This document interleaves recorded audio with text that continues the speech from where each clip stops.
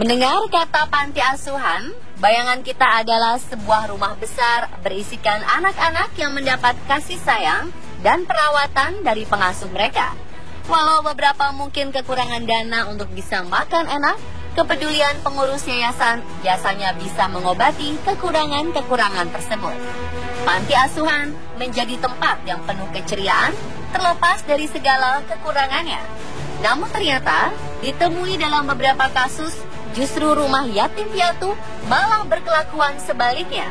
Alih-alih menjaga anak-anak dengan baik, para pengurus malah melakukan hal-hal tak manusiawi, seperti menyiksa atau melakukan hal-hal tak pantas lainnya. Sejarah pernah mencatat beberapa panti asuhan dengan kasus-kasus seperti itu.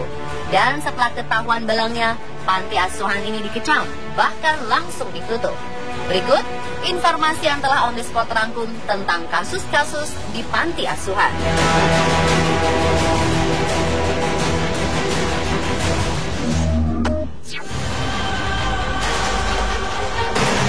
Pengadilan menetapkan hukuman bagi 6 orang tersangka, termasuk diantaranya Direktur Pendiri Panti Asuhan yang dikelola pihak swasta di Mumbai beberapa tahun silam. Hal tersebut dikarenakan mereka memperkosa 5 orang perempuan penghuni panti yang menderita keterbelakangan mental, dengan 3 korban diantaranya adalah anak di bawah umur. Seorang korban penderita TBC sampai tewas usai mengalami kekerasan seksual. Oleh karena itu, Perdana Menteri menuduh Direktur Panti, Ramchandra Karanjule, bertanggung jawab atas meninggalnya sang anak sehingga mendapat tambahan hukuman. Sementara 4 terdakwa lainnya dibebaskan karena kurangnya bukti. Diketahui bahwa pelanggaran asusila ini dilakukan di panti asuhan yang terletak di daerah Kalamboli di Navi Mumbai.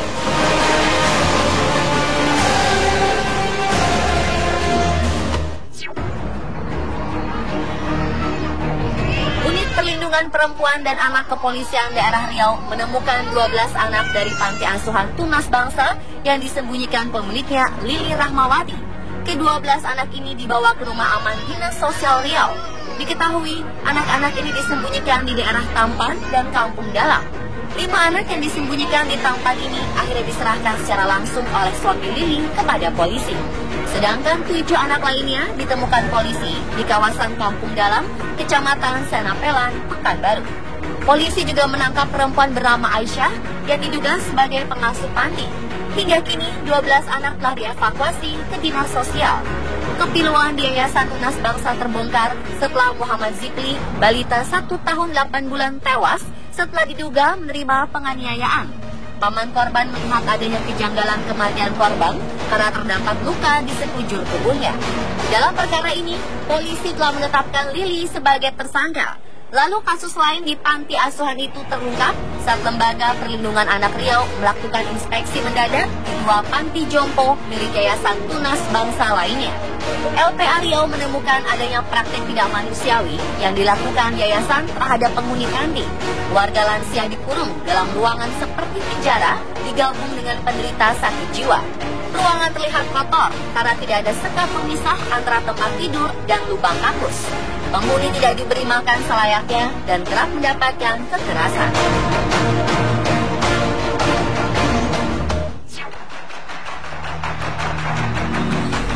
Pengelola atau pemilik panti asuhan Rizky Hairunisa EV tak hanya tersandung kasus penganiayaan dan kekerasan terhadap anak, namun bidan yang berstatus pegawai negeri sipil ini juga diduga telah melakukan human trafficking. Indikasi human trafficking anak juga diketahui beberapa warga di sekitar panti di Jalan Bawal nomor 6, RT 04, RW 01, Batu Ampar ini. Kasus penganiayaan yang terjadi di panti asuhan ini disebabkan lemahnya pengawasan dari pemerintah, khususnya Dinas Sosial. Padahal sebelumnya panti asuhan Rizky Hairunisa juga dilaporkan dengan kasus dugaan serupa pada 2013 lalu. LV juga diduga mendapat keuntungan dari santunan yang diberikan para donatur. Selain itu, sembako yang diberikan dari para donatur juga turut dijual.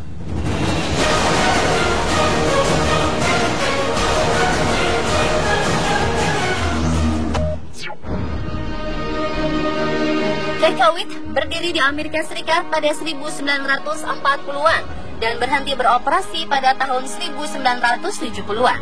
Panti asuhan ini memang sudah ditutup, bahkan gedungnya pun sudah dibongkar.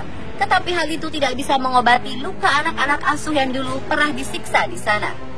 Seorang korban, Howard Wena, masih bisa melihat dan merasakan kekerasan yang ia terima saat masih tinggal di panti asuhan tersebut. Ia mengaku pernah menjadi korban pelecehan seksual di tahun 1950-an yang dilakukan oleh John Poland serta suster yang mengasuhnya. Ia mendeskripsikan bekas tempat tinggalnya itu sebagai film horor.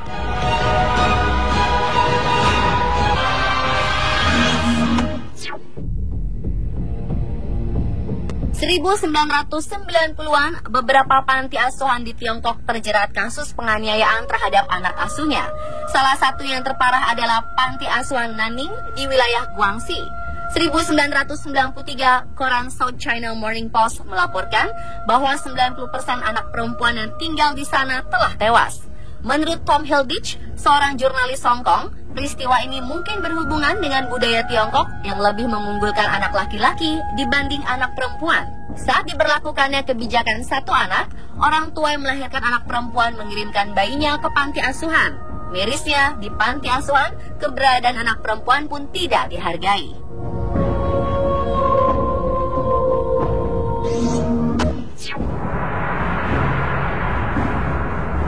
Seorang anak asuh yang diadopsi dari rumah Unjer ini harus menjalani 13 operasi untuk menyembuhkan kecacatan yang ia derita akibat penyiksaan. Ia kemudian menceritakan apa yang terjadi di panti asuhan itu. Ia menghabiskan masa kanak-kanaknya dengan dipasung di ranjang bayi bersama kawannya yang kemudian meninggal karena penganiayaan.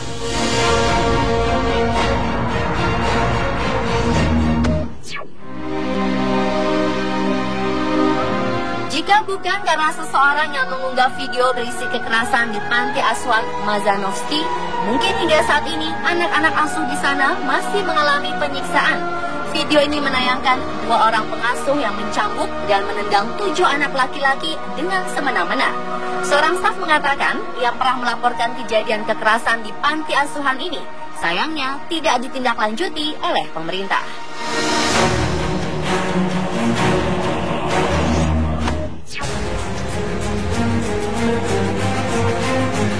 Kasus pemerkosaan terjadi berulang-ulang di panti asuhan ini.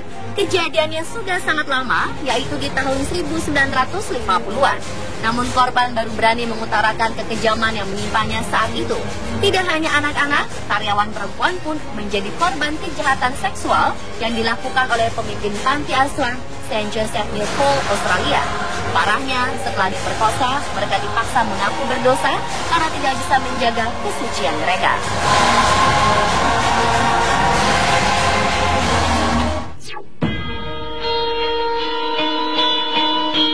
Kasus ini tidak hanya terjadi pada satu kejadian, tetapi hampir semua panti asuhan yang ada di kota Quebec, Kanada. Pada tahun 1940 hingga 1950-an, pemerintah kota Quebec hanya memberikan bantuan pada panti asuhan sebanyak $1,5 atau sekitar Rp20.000 untuk sehari. Jumlah ini sangatlah kecil dan tidak bisa mencukupi kebutuhan panti asuhan. Sementara itu, pemerintah memberikan bantuan sebesar $2,75 sehari atau sekitar Rp37.000 pada pasien gangguan jiwa.